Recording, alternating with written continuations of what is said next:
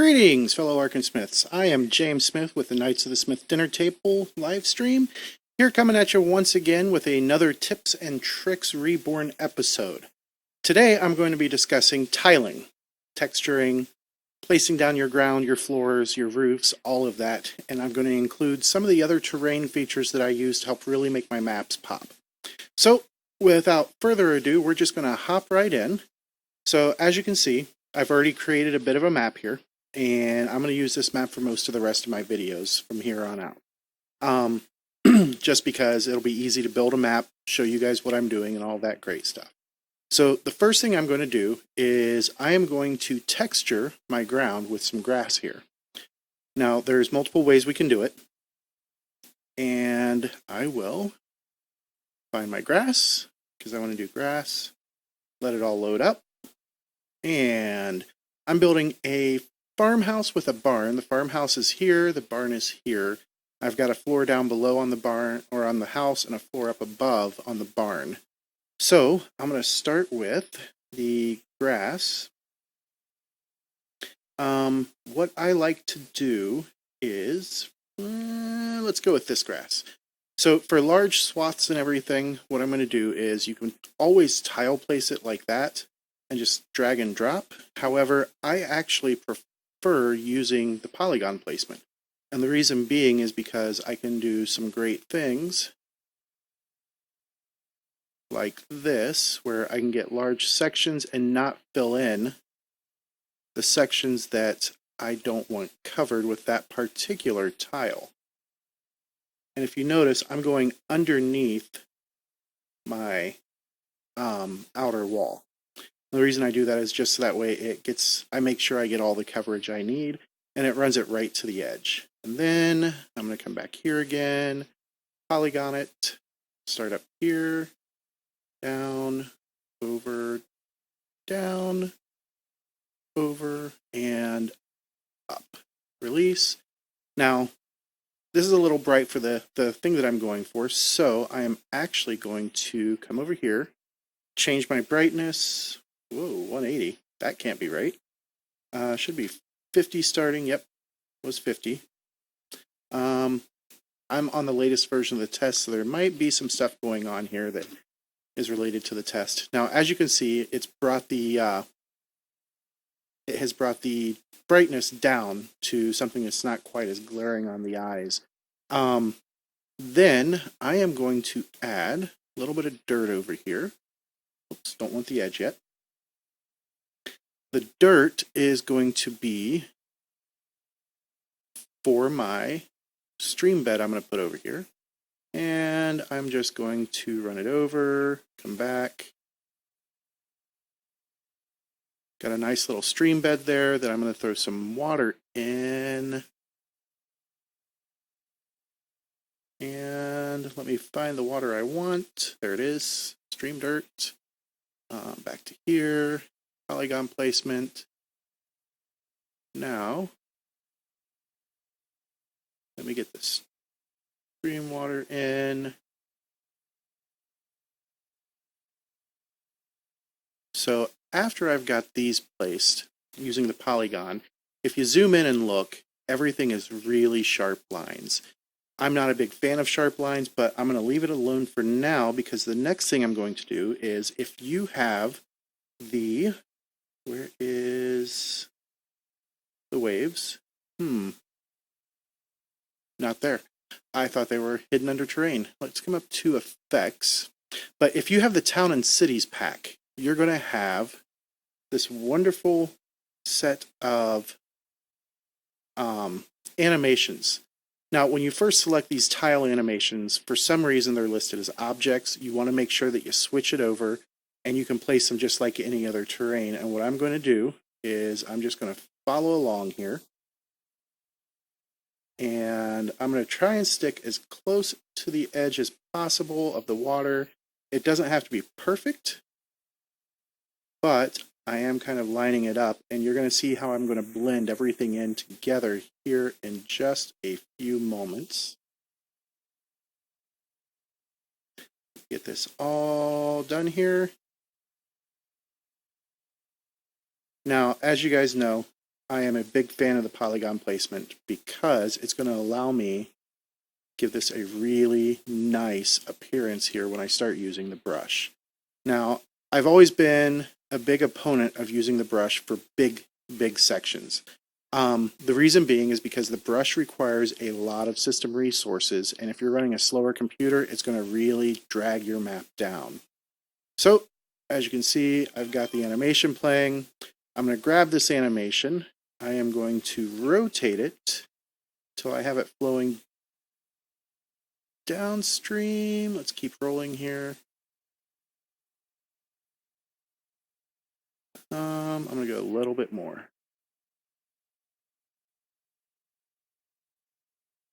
Okay. Right there looks good.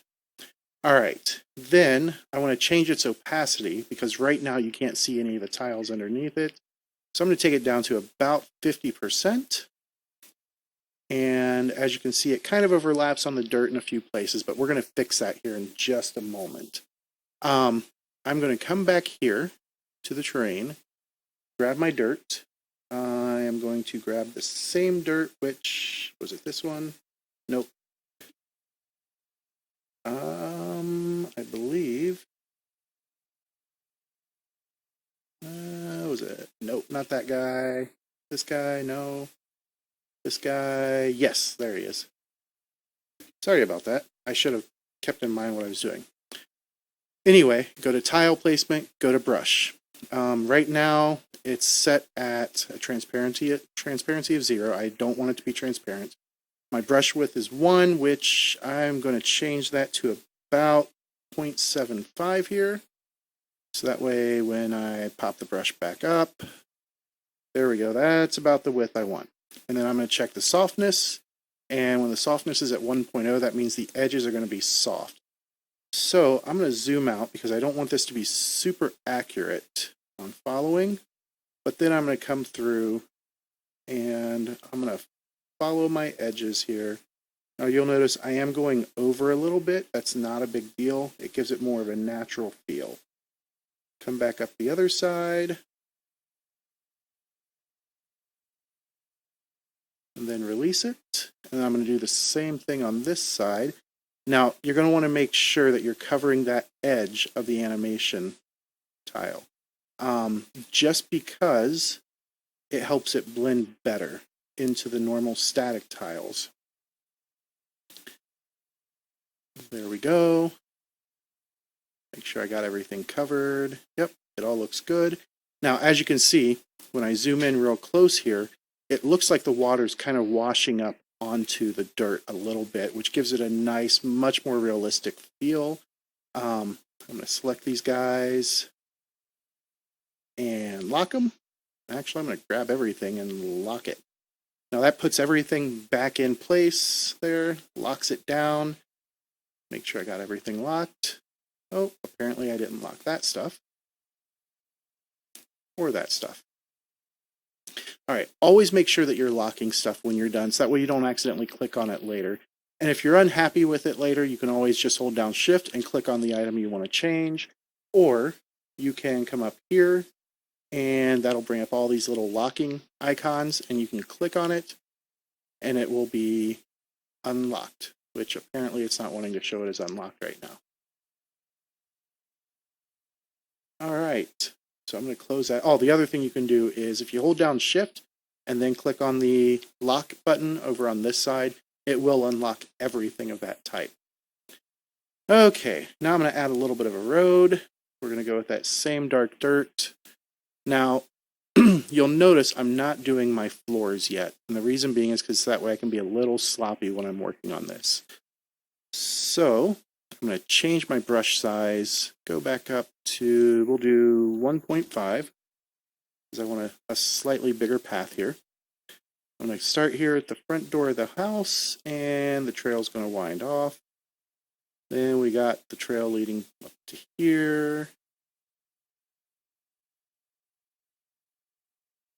And I am doing all of this with the brush, just because it's such an unusual shape that it's really hard to visualize it when you're doing it with the polygon tool. But in the grand scheme of things, This is not a whole lot of brushwork. Once again, select it, lock it, and then that should be locked. There we go. Lock. Let's just do this the easy way and lock everything. Because these are not moving parts that I'll be moving during a game. So that is how I'm going to do that. Over here, we're going to go with the wood floor. And since this is an old barn, we're going to go, let's find something that looks old and beaten. Now, all of the tiles that you see that I'm currently using are in all of the official Ark and Forge packs. So you can always, if you've got all of the packs, you'll have everything that you're going to see me using on this map. Now, this is a stable barn here. So what I'm going to do now is find, we had hay, where did it go? I can't find it that way, so I'm going to type it in here. Search my palette. There it is. All right. So you're going to notice I'm going to lay this down. Actually, the way I'm going to do it is with the polygon because I don't want it back in this room. So come up, over, up. Once it's placed, I want the wood floor to show through. So I'm going to come in here, change my opacity, and that. There we go. You can still see the wood floor kind of through it. Let's take it down some. All right, now you can see the wood through it without it being majorly, like really popping out and everything. And it just kind of gives a little bit of extra detail there. Then I'm going to come over here to the house. And if you'll notice, I got a set of stairs here, which goes down to the cellar. The stairs are actually on the lower level. And there's a reason I do it this way. Let me draw the floor in. So let's see, this is going to be a wood floor. Pardon me. Ooh. We're going to go with this one. Okay, so what I am going to do is I'm going to start by coming around here, go up, over, down, over, back up, over, and leave that, and then I will hit it again just for those two squares. Then I want to give it a kind of a nice darker look to it. So let's go with 47. Nope, how about 45? There we go. It gives it a nice worn dark look. Always play with your object manipulation to find the look that you're looking for. You can literally make everything that we have in here is completely customizable by this object manipulation wheel. All right, the other thing I want to do is I'm going to come here and I want my floor tiles to be like this rather than the way they were. That looks good. And then I'm going to lock it in place. And as you can still see the stairs down below. The reason I do it this way, and I'm going to have to actually switch palettes to show you this. I'm going to go over to my palette. I'm going to scroll, let's see. I'm going to grab one of my hero tokens. So we'll drop the Bard Arag there, played by Ben Nunn. And zoom in, so that way this is a little easier to see. When he's up on this floor, just like he should be, but if he steps here and he goes down the stairs, so he's still on the stairs on the lower level, but you pop up, you can see him from above, which is really nice, especially, and when I get over to the barn, I'm going to show this effect even more. And once he's down below, you can't click on him unless you change level. Okay, pardon me. I've had a very long few days at my day job. All right, go back to the Ark and Forge set. And then go back to terrain. And since this is a basement, normally I would say let's do dirt, but we're going to actually do, we'll do the mossy stone bricks. And then since this is all just one shape, I'll put it in just with the tiling. It's underground, so I'm going to make it a little darker, lock it in place. All right, while we're down here, my OCD absolutely refuses to let me leave this as wide open blank space. I know Nathan likes to leave it open. Nathan and I are two very different people when it comes to map making. So what I always do is I'll come back here. I'm going to go up to structures. I'm going to find my walls. Then I'm going to choose my stone walls. Then, once I have my stone walls, I'm going to select my placement type, which is going to be polygon. And then I will do this. Whoops. That is not the one I wanted. Polygon. There we go. There. Bring it out to about there. Come down to there. And then I'm going to click off of it. Then I will just rinse and repeat. And this way, you're going to like how this looks when it's done. So I'll come down here, come over here. And as I said, you don't have to be perfect, especially when you got the edge sections like that. So right now, that tiled wall is, or that tiled repeatable is actually on the terrain level. So I'm going to select it, get them both there, go to my layering, move it to the object layer. Then I'm going to move it to the bottom, lock it in place. That way I still have this over here, all up on top. And the shadow that you're seeing is actually the shadow from the tiling that I did up here. And if that bothers you, you can always go through and just run a straight square like line of tiles to get it to even out. Okay, so one of the things you want to make sure that you don't do is on here, you want to shut off your toggle and drop shadows for this stuff that's out here like this when you use a wall to fill like that. The reason being, and I am actually going to show you why you do that, is let me grab my token friend again. Come back here to heroes, and we're going to grab Arag once more. I'm going to place him in here. I'm going to grab him. Going to give him some light. We're going to make it 12, which is the normal distance for dark vision.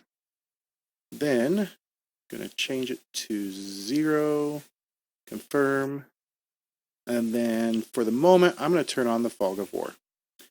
Now, because of the way that the lighting system currently works and interacts with objects, and actually, let me change this up. Let me do it on the other side, so that way you can see it a little better. So what's happening here is when I turned on the vision, and this is light blocking, the wall is light blocking, for some reason right here, the vision is randomly picking which portion is blocking the light or letting it through. Since this out here is classified as an object now instead of a repeatable, sometimes it's going to cross over that plane and it's going to trigger the C to the far side of the object, and it'll go all the way out to the maximum distance of the vision that you gave the token. So make sure that when I click on this, if I turn this off, it fixes it. And now, if you zoom in here and take a look, and it would probably be easier to see if I do this and then change his light color to yellowish. So now you can clearly see that it is correctly blocking the light. And then, once again, so that way you can see it happen. It's a really cool looking effect, but you can see that it's absolutely destroying the light blocking of the wall. So make sure that when you use walls as tiles that you're turning off the light blocking so that way you get the correct view. Alright, so there's that part and filling in, and like I said, I do this mainly because I am OCD. I'm going to come back here, shut off the fog, just because this, I think, looks better than this. And it kind of blocks it out, and it immediately draws your eye to the locations that are there, rather than distracting your eyes with the grid. The grid can be very distracting when there's nothing else underneath it. All right, so from there, we're going to come over here to the barn. Now, like I said, we've got the lower level here. We're going to go up a level, and just like most barns, we're going to put in a hayloft. So we'll do that same tiling trick with the hay, but the first thing we're going to do here is switch back, come down to our terrain, get our wooden floor. I believe we went with this one, or was it the other one? It was the other one. Nope, it was this one. All right, so for the hayloft, I'm just going to tile it just like I did down below, but I'm not, if you'll notice, I didn't cover the front. The reason I didn't cover the front is because we need a place for them to climb up. Now, as of right now, there are no ladders in any of the packs except for my community packs. I've got some ladders in those, but there's none in the official packs right now. All right, lock this in place, find the hay again. Then I am going to run it over the same areas. I'm going to drop down here just because I don't remember what I set the transparency at. So 40.89. Come back up here. Then 40.89. And now it exactly matches. So as nice as this is, I'm going to lock it in place. The one thing that doesn't really make it stand out is there's no ledge here. So, knock that out. We're going to come back to our terrain. Select edges.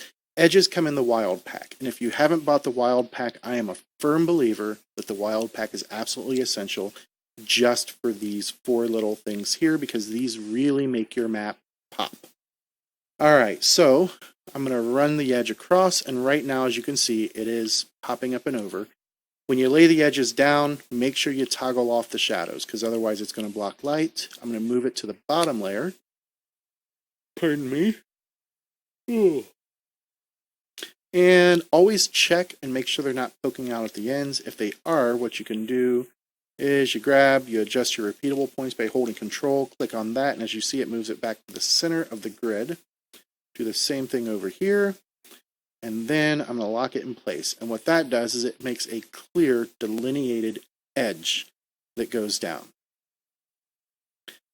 All right, now we're going to go up to tiling the rooftops. Rooftops are actually kind of fun now with a lot of the changes.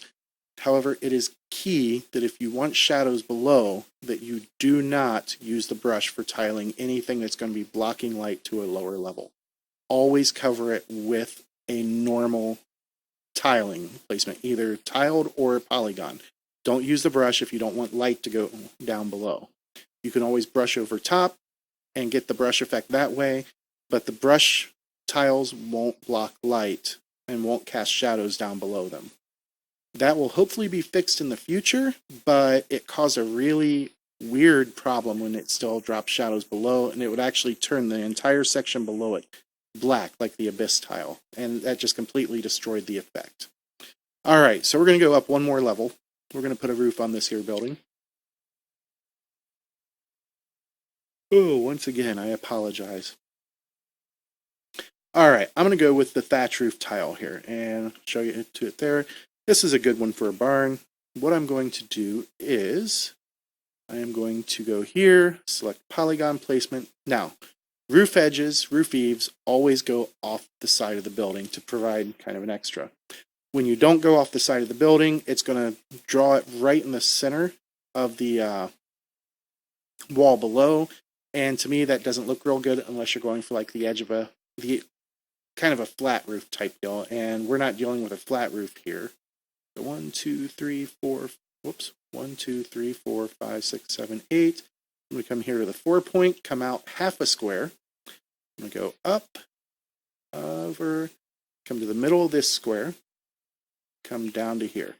All right, now let me show you what that has done on the lower levels. So when you come down here, you can see the shadow of the eaves, and it's a really cool effect. Now, if you're having issues with the machine, with the toolkit, slowing your machine down, turn off the shadows from above, and that is actually here in your advanced section, and then you can turn off, where'd it go? Yeah, here it is. disable shadows from upper levels. And what that'll do is if I click on that, that shadow is gone and there's no shadows from above. But as soon as I click it off and change levels, because I got to change levels to make it take effect, there you go. You'll see that the shadows are back. All right, back up to the top. Let me put my palette back where I like it. So I got the first one there. Come back here. I'm going to hit this again. Then I'm going to do the same thing on this side. Now, if you notice, I put these two buildings a little close together, and that's my fault. Now, to get the roof to look right, what you're going to do is you go to the options there, and then you just rotate it until it looks right, and that's the contextual options. Then you come over here, going to do the same thing. Now, bear in mind that when you're rotating tiles like this, holding control is not going to snap it to the 4 points or to the 8 points, what have you. So you just got to kind of eyeball it. And as you can see, it looks like there is a section of roof going down in either direction. The way that you can really delineate there, especially on tiles like this where they do look very similar, is come back to walls. I'm going to go to wood, because this is a wood building. Whoops, sorry, not those walls. Those walls are kind of messed up at the moment. Structures, then walls. All right, then walls. I'm going to come over to wood. All right, and then I'm going to come into here, and I am going to change the width of my repeatable to 0.1.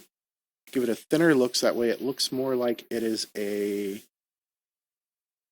center beam for that. Then I'm going to disable the drop shadow, disable the block light, lock it in place, and now if I turn off the grid, zoom back out, you got a nice split down the middle of the roof that helps to delineate the two directions that the roof is going. So let's lock that in place. Then we're going to go down one level and we're going to put a roof on top of this little one-story home. All right, once again, I'm going to turn the grid back on at full. Then I will find my roof down here in terrain. Ooh. Okay. So with the other roof types, we do have a couple of options here. I'm going to use the wooden roof tile. Once again, I'm going to place it with a polygon. I'm going to come out halfway, come to the middle. Whoops. That was my fault. All right, so come out here, over to the middle, down to here, over. Then I'm going to switch tile types to the mirrored and go in the opposite direction. And then with these, you'll notice from the original roof tiles, they already kind of have the look that when you put them side by side, that they've got that ridge up at the top of the roof. So you don't have to do anything extra with these unless you want it for the appearance. Once again, I'm going to change the brightness here. 45 is about my favorite brightness for everything I do. It's just my personal preference. Lock it, and when you zoom out, you got the roof, you go down, got the edges all around there. We've got our water flowing down the way. Now, I'm going to do the grass. So the grass is going to be fun because all I have to do for that is we're going to go to grass. There is my grass wave. Once again, this one is in, no, I don't want brush placement. This one is in towns and cities. Sorry about that. I want this. Grass wave, polygon. All right. So I'm going to come through here.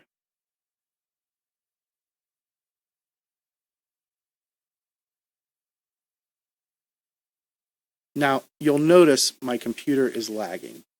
The reason for this is it's loading the animation. And this animation is actually pretty rough on a machine when it's first loading. All right, and then I'll come out to here. Okay. So I'm going to select this one, move it to the top, select this, nope, select this one, nope, come on, there we go. Move it to the top, get this guy over here, move it to the top. Then I'm going to come down here. Hold on, let me just move this down one layer at a time. So that got that. Keep going. There we go. And you can see there where we had a little bit of a pop through. Then I'm going to come over to this side and place it along here. And this one I'm going to be a little more careful. All right, and then grab this guy, move him to the top. Then I'm going to grab my two animations. Actually, let me finish placing all of this. So there to there. Then I'm going to go doot. Come out of square, out of square, out, down, over. And then in one last section here, I'm going to go one to there, to there, to there.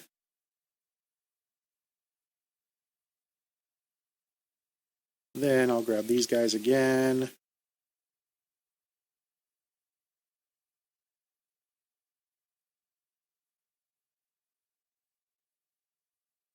There we go. Then I'll grab, oops, no, I'm going to grab that floor. Move it up. Hold on, let's move that to the bottom. Then we're going to move this to the top. All right, there we go. And as you can see, I've got everything above the grass now. So I'm going to grab all the grass. Then I am going to, and with the grass, this is really important because as you can see, unless you want like a bright field, the grass, you really got to change the opacity. You want the grass to be a little more subtle than the water. And there we go. And let's say the wind is blowing under contextual options. We're going to move it that way. And as you look, it looks like exactly like it should, like the direction of the grass is changing. We're going to slow that grass down to about, well, let's do 15 frames a second. And that gives it kind of a nice, if you look zoomed out, you can still see it. When you zoom in, it becomes really subtle. I love the subtlety of it because when a player notices it, then they get really excited that they noticed it. But if you don't want it to be that subtle, you can turn it back up a bit. We'll take it back up to 30 and then it becomes much more obvious. Or if you really want a windy day, we can take it all the way up to 100. And then it becomes super obvious that that wind is just blowing the grass. All right, let's change this back to 30. Go back and we're going to lock the animation in place. All right, so as you can see here, it looks like I overlapped it a little bit there, but I may fix that later, I may not. I'm coming back to here, and I am going to brush this back in to kind of hide that. Then we'll lock that one. All right. So as you can see, tiling is incredibly easy, and I know I've spent a while on this, but there's lots of little things that you can do. Onto the terrain forming. Once again, coming back to the cliff edges, cliff edge rock is going to be one of your best things for showing a change in elevation. And let me show you what I mean by that. So I'm going to change my repeatable width to, let's go 0.75. With edges, unless you're using the wall edge, you should always use the brush placement. And we're going to go cliff edge mild brush placement. And then I am not sure what's going on there. So let's get rid of that. Let's go cliff edge strong. All right. Never mind. I know what I was doing. I am an idiot sometimes, and I don't pay attention to what I'm doing. So freeform placement, not brush placement. Then I'm going to take this. I'm going to kind of run it along here. Going to move this to the bottom, so that way it hides it underneath. Remember what I said. Turn off the blocking. And then to really give this kind of the change that you wanted there, we're going to come back to the dark dirt. We're going to brush it, and we're going to brush it along that same little thing to make it look like there's dirt at the top and the bottom of the elevation change.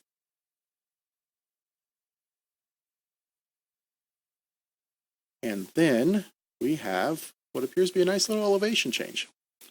Now the key with this is you got to look in close. The sharper edge, because the way that the edges go, and I'm going to actually let me lock these. So I'm going to show you here.